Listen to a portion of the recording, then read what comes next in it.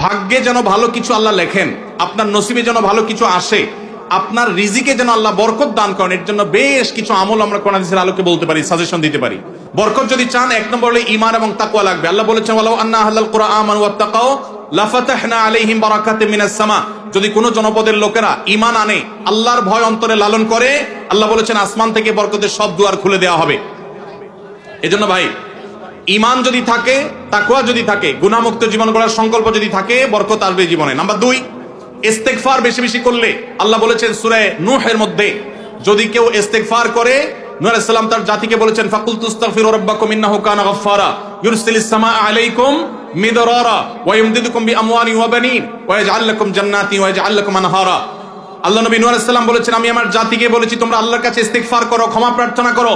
বেশি বেশি ইস্তেগফার করলে আল্লাহ তাআলা রিজিকের মধ্যে বারাকা দিবেন, অভাব দূর করবেন, সম্পদে এবং সন্তানে আল্লাহ তাআলা বরকত দান করবেন। তাহলে 2 নম্বর আমল হলো ইস্তেগফার করা, রিজিকে বরকত হবে ইনশাআল্লাহ। নাম্বার 3, শুকর আদায় করা। আল্লাহ বলেছেন লা ইন শাকারতুম লা আযীদান্নাকুম।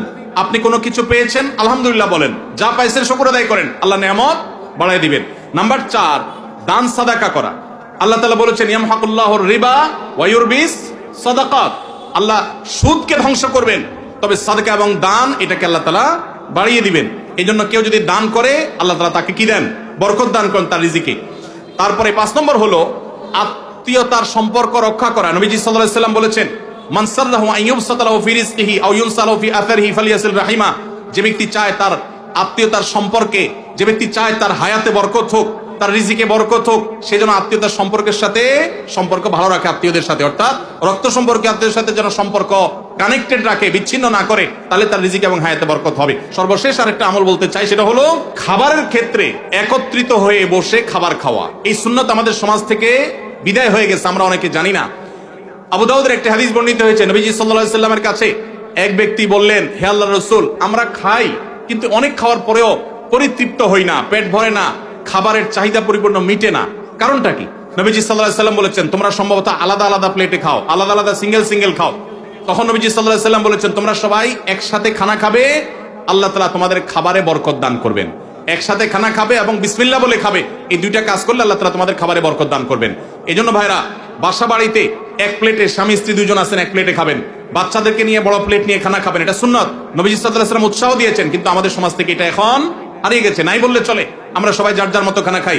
এজন্য এই কাজটাও আমাদের আমলে, আমাদের রিজিকে, আমাদের হায়াতে বরকত এনে দিবে ইনশাআল্লাহ।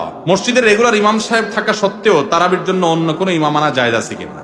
আনা যাবে, কোনো অসুবিধা নাই। এই প্রশ্ন সব বোধহয় ইমাম সাহেবরা বাউ করে দিচ্ছে, সব তাদের স্বার্থের প্রশ্ন। ইমাম সাহেবরা দেয় নাই, তাহলে মুফতাদের ইমাম সাহেবকে মহব্বত করেন, টাকা দিবেন না, কিন্তু ইমাম সাহেবের পক্ষে প্রশ্ন করবেন। মাশাআল্লাহ, এটা কেমন মহব্বত হইল? যাই হোক ভাই, ইমাম সাহেব যদি ভালো হাফেজ না হন, তেলাওয়াতের সৌন্দর্য আহামরি না থাকে, বাহির থেকে হাফেজ নিয়ে আসলে কোনো অসুবিধা নেই। এটা কোনো কথা না যে ইমাম সাহেবের পিছনেই নামাজ পড়া জরুরি। তবে হ্যাঁ, কোনো যৌক্তিক কারণ ছাড়া অনেক এলাকাতে আছে কমিটির সাথে ইমাম সাহেবের ভালো সম্পর্ক নাই, শত্রুতা করে এখন বাইরে থেকে লোক হায়ার করে আনে। এটা অন্যায় কথা, এটা জুলুম। যার পিছনে নামাজ পড়বেন তার প্রতি আপনার যদি এতটুকু শ্রদ্ধাবোধ না থাকে, তাহলে অবশ্যই সেটা অনুচিত কাজ, সেটা গর্হিত কাজ। এজন্য এটা করা জায়েজ হবে না।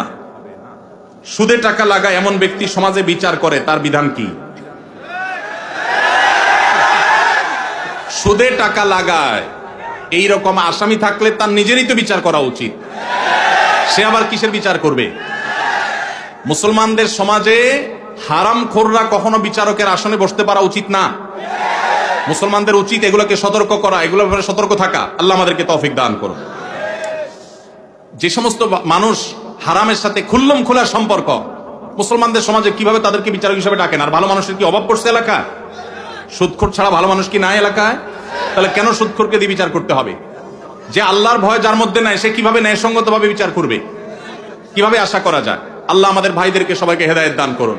যারা সুদের কারবারে জড়িয়ে আছেন, আল্লাহর ভয়ে হারাম থেকে সরে আসুন। আমি একজন প্রাইমারি স্কুলের শিক্ষক। সকাল 9টা থেকে 4টা পর্যন্ত আমার কর্মঘণ্টা, 4:15 পর্যন্ত আমার কর্মঘণ্টা। 5 বছর বয়সী বাচ্চা থেকে শুরু করে 12 বছরের শিক্ষার্থী পড়ে। প্রতিটা ক্লাসের সময়কাল 40 মিনিট। সকালে 3-4টা ক্লাস নিলে শরীর আর চলে না। পরবর্তী ক্লাসগুলো শুরুর ক্লাসের মতো মনোযোগ দিতে পারি না। তাতে কি আমার বেতনের টাকার কোনো প্রবলেম হবে? শত শত কোমলমতি শিক্ষার্থী সামলানো অনেক কষ্টকর হয়। ভাইরা আমার, আল্লাহ কোরআনে বলেছেন লা ইউকাল্লিফুল্লাহু নাফসান ইল্লা উসআহা। সাধ্যের বাইরে কোনো কিছু করতে আল্লাহ আমাদেরকে বাধ্য করেন নাই। এজন্য আমাদের উচিত হবে যে আমরা যারা চাকরি করব, যতক্ষণ সাধ্য থাকে ততক্ষণ আমরা মনোযোগ দিয়ে কাজ করব। আমার এনার্জি আর কুলাচ্ছে না। আগে প্রথম আইসা যেরকম করতে পারছি সকালের দিকে, দুপুরের পরে শরীরে এনার্জি একটু কমে যাবে, এটা স্বাভাবিক। এর কারণে ইনশাল্লাহ আপনি আল্লাহর কাছে পাকড়াও শিকার হবেন না। যদি আপনি ইচ্ছাকৃত গাফিলতি করেন, মোবাইল টিপাটিপি করে সময় নষ্ট করেন, বাচ্চাদের ক্লাসে দেরিতে যান, তাহলে সেজন্য আল্লাহর কাছে জব দিয়ে করা লাগবে। কিন্তু আপনার এনার্জি কমে গেছে, প্রথম ক্লাসের মতো মনোযোগ আর ধরে রাখতে পারছেন না, এর কারণে আপনি গুনাহগার হবেন না। আলহামদুলিল্লাহ, এরকম শুদ্ধ সুস্থ চিন্তা করার মানুষ যে আছে, বান্দার হক সম্পর্কে এতটা সচেতন মানুষ আছে, এটাই তো একটা সমাজের জন্য আনন্দের বিষয়। আলহামদুলিল্লাহ, সন্দেহাতীত ভাবে এটা একটা সুখের সংবাদ যে একজন ভাই চাকরি করে, স্কুলে চাকরি করে তার ঠিকঠাক মতো বেতনটা হালাল হচ্ছে কিনা, তার মনোযোগ কমে যাচ্ছে, সেজন্য আল্লাহর কাছে দায়ী থাকবেন কিনা, এই যে চিন্তা মনে আসছে, এটাকেই বলে ইমানি চেতনা। এই ইমানি চেতনাই তো আমাদেরকে ভালো মানুষের দিকে নিয়ে যায়। আল্লাহ আমাদের এই ভাইকে আরো বেশি ইমান আমল বানানোর তৌফিক দান করুন। সর্বশেষ প্রশ্ন, আইডি কার্ড ও পাসপোর্ট বানানোর কাজ করা হালাল নাকি হারাম? আইডি কার্ড বা পাসপোর্টের কাজ, অর্থাৎ কারোর আইডি কার্ড পাসপোর্ট লাগবে, সেটার জন্য কাগজপত্র রেডি করলেন, অনলাইনে ফর্ম ফিল আপ করে দিলেন, এসব কাজ করে আপনি ফি নিলেন, এটা জায়েজ আছে। কিন্তু আপনি আইডি কার্ড এবং পাসপোর্ট অবৈধ উপায়ে যেটা পাওয়ার কথা না সেটা পাওয়াই দিবেন, যেটা 10 দিনে পাওয়ার কথা সেটা 5 দিনে পাওয়াই দিবেন, এইরকম করে যদি আপনি অফিসারদের সাথে তলে তলে লিঙ্ক করে, ঘুষের লাইন করে আর ক্লায়েন্টের কাছ থেকে টাকা নেন, তাহলে সেই উপার্জন আপনার হারাম। কথা কি বুঝাতে পারছি? একটা হলো যে আপনার একটা দোকান আছে, কম্পিউটার দোকান আছে, নেট সার্ভিস আছে, আপনি অনলাইনে ফর্ম ফিল আপ করে দিলেন, কাগজপত্র আগায় যোগায় দিলেন, এটার জন্য ফি আপনি 2000 4000 আপনি নিতে পারবেন। কিন্তু আপনি ক্লায়েন্টের কাছ থেকে অতিরিক্ত টাকা নিয়ে ওই পাসপোর্ট অফিসার, এনআইডি কার্ডের ওই অফিসারে আপনি ঘুষ দিলেন, দিয়া আপনি কাজটা করে আনলেন। এই ঘুষের কারবার করে অবৈধ কাজ করলেন, দেরির কাজ আগের করাইলেন, লাইন ব্রেক করাইলেন, নানামুখী যে শয়তানিগুলো আমাদের দেশে হয়, অবৈধ কাজ হয়, এগুলোর জন্য যদি টাকা লেনদেন করেন, তাহলে আপনার এই ব্যবসা হালাল হবে না। আজ এত টাকা কালেকশন করা হলো,